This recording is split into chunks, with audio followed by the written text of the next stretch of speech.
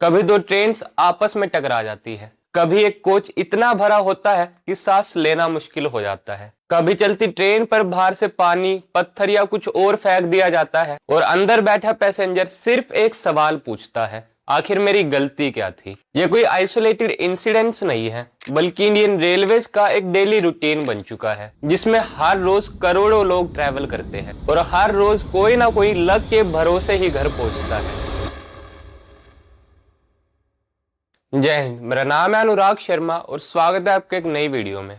जुलाई 2025 की बात है, जब एक ट्रेन पावर कट होने की वजह से 9 घंटे तक एक टनल में फंसी रही, जिसके चलते ट्रेन अथॉरिटीज ने इसकी रिस्पॉन्सिबिलिटी लेते हुए पब्लिकली सबसे माफी मांगी और सभी पैसेंजर्स को उनकी टिकट का पूरा रिफंड देते हुए उन्हें कुछ एक्स्ट्रा वाउचर्स भी दिए गए। अब आप अगर यहाँ ये सोचकर खुश हो रहे हैं कि वाह यार, हमारी इंडियन रेलवेज कितनी रिस्पॉन्सिबल है जो अपने यात्रियों का इतना ध्यान रखती है, तो ये केस इंडिया का नहीं बल्कि यूके का है। इंडिया में तो कोई अपनी गलती मानता ही कहाँ है, फिर चाहे वो पब्लिक सेक्टर हो या प्राइवेट। और रही बात ट्रेन लेट होने की, तो वो जापान और चाइना जैसे देशों के लिए बड़ी बात हो सकती है, लेकिन इंडिया के लिए नहीं, क्योंकि इंडिया में ट्रेन का समय पर आना ही बहुत बड़ी बात हो जाती है। इवन आपने शायद कई बार कुछ लोगों को तो यहाँ तक कहते सुना होगा कि उनकी ट्रेन इस वजह से क्योंकि वो ट्रेन अपने सही समय पर आई थी, वरना आमतौर पर ट्रेन 5-10 मिनट लेट तो हो ही जाती है, जिसका हम लोगों को शायद कुछ ज्यादा खास फर्क भी नहीं पड़ता।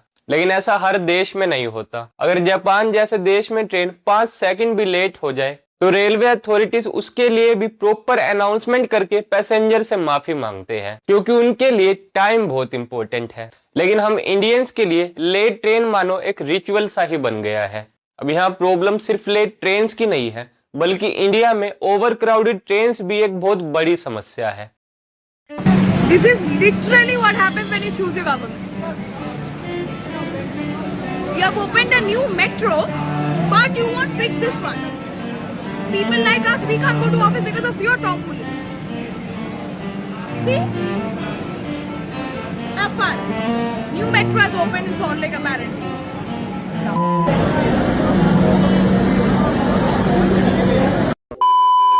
आखिर इंडिया की ट्रेन्स हमेशा इतनी ओवर क्राउडेड ही क्यों होती है? क्या आपको सच में ऐसा लगता है कि इंडिया में ओवर क्राउडेड ट्रेन्स की वजह नई ट्रेन्स की कमी होने की वजह से है? अगर सरकार कुछ और नई ट्रेन्स लॉन्च कर दे या फिर एग्जिस्टिंग ट्रेन्स में ही कुछ नए कोचेस ऐड कर दिए जाए, तो ये ओवर क्राउडेड ट्रेन्स की समस्या खत्म हो सकती है। अगर आप ऐसा सोच रहे हैं तो ये पूरी तरह सच नहीं है। हाँ, हो सकता है अगर कुछ और नई ट्रेन्स लॉन्च कर दी जाए और एग्जिस्टिंग ट्रेन्स के भी कुछ कोचेस बढ़ा दिए जाए, तो ये ओवर क्राउडेड ट्रेन्स की समस्या शायद कुछ हद तक कम हो सकती है। लेकिन ये इसका कोई परमानेंट सॉल्यूशन नहीं है, क्योंकि अगर हमारे देश की आबादी इसी तरह लगातार बढ़ती रही तो फिर सिर्फ ट्रेन्स ही नहीं बल्कि आपको हर जगह इसी तरह से भीड़ देखने को मिलेगी। अब ट्रेन्स के ओवर क्राउडेड होने के पीछे की वजह एक ये भी है कि इंडिया में जनरली ट्रेन्स की टिकट काफी अफोर्डेबल होती है, जिसे लगभग हर कोई अफोर्ड कर सकता है। और इसके अलावा हमारे देश में आज भी बहुत से लोग ऐसे हैं जो बिना टिकट लिए ही ट्रेन में ट्रेवल करते हैं। इसीलिए एक वजह ये भी है कि हमारी ट्रेन्स इतनी ओवर क्राउडेड रहती हैं। लेकिन इंडियन ट्रेन्स की असल प्रॉब्लम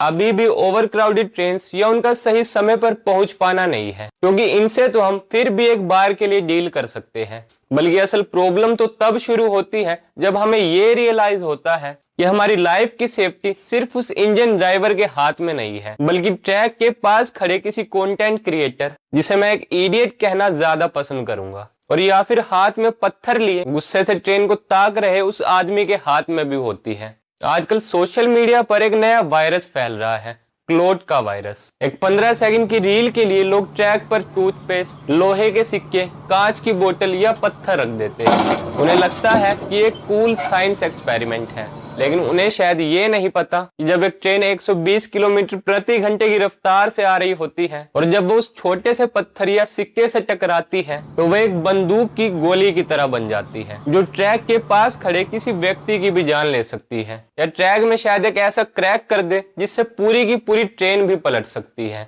क्या अब एक वायरल रील की कीमत हजारों लोगों की अर्थी से ज्यादा इंपॉर्टेंट हो गई है? और हद तो तब हो जाती है जब लोग इस सिस्टम को अपनी पर्सनल भड़ास निकालने का एक जरिया बना लेते हैं।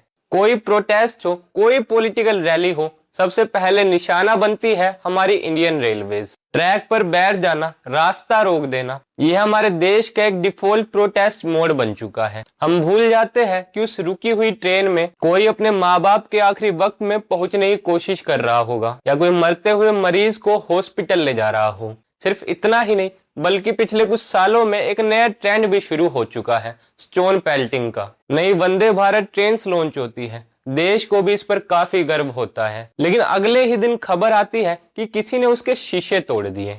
क्यों? क्योंकि हमारे देश में आज भी बहुत से लोग ऐसे हैं जिन्हें अपने देश में नई चीजें हजम नहीं होती या वो अपने देश को आगे बढ़ता देखना ही नहीं चाहते। ये लोग कभी चलती ट्रेन पर पत्थर मारकर हमला कर देते हैं तो कभी रेलवे ट्रैक पर ही पत्थर बिछा देते हैं, जिसके चलते अब हमारी इंडियन रेलवेज को ट्रेन के आगे कुछ इस तरह से प्रोटेक्टिव शील्ड्स लगानी पड़ रही है ताकि कोई भी बड़ा हादसा होने से टाला जा सके। अब मेरे मायने में इस तरह की हरकतें कोई मूर्खता या पागलपंती नहीं है, बल्कि सीधा सीधा सोचा समझा आतंकवादी हमला है, जिसमें बिना किसी हथियार के बस एक ट्रेन पलटाकर हजारों मासूम लोगों की हत्या करने की साजिश की जाती है। लेकिन अब सबसे बड़ा सवाल तो यही उठता है कि आखिर इन सब हरकतों के पीछे उन लोगों की क्या मानसिकता होगी जो चलती ट्रेन पर पत्थर मारते हैं या ट्रेन में बैठे पैसेंजर्स ही एक नई और साफ सुथरी ट्रेन में यहाँ वहाँ कचरा फैला देते हैं या एक्सपेरिमेंट के नाम पर ट्रैक पर अलग अलग चीजें रखकर एक्सपेरिमेंट किए जाते हैं। तो इसका सबसे बड़ा कारण मुझे लगता है लैक ऑफ अकाउंटेबिलिटी है।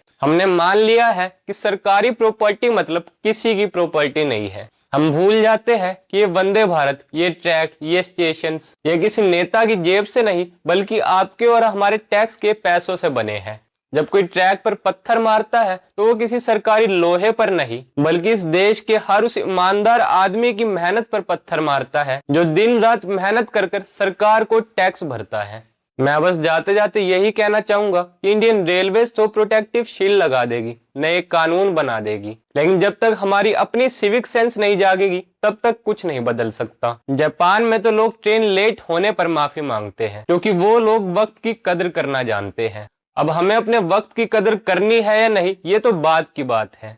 पहले तो हमें इंसान की कदर करना सीखना होगा। अगली बार जब आप किसी को ट्रैक पर कचरा फेंकते या पत्थर रखते या बिना वजह चैन खींचते देखें तो आप चुप रहने के बजाय अपनी आवाज उठाएं, क्योंकि वो ट्रेन सिर्फ सरकारी नहीं बल्कि हमारी भी है। बाकी इस पर आप क्या सोचते हैं हमें कमेंट सेक्शन में लिखकर जरूर बताएं। टिल देन गुड बाय, जय हिंद, वंदे मातरम।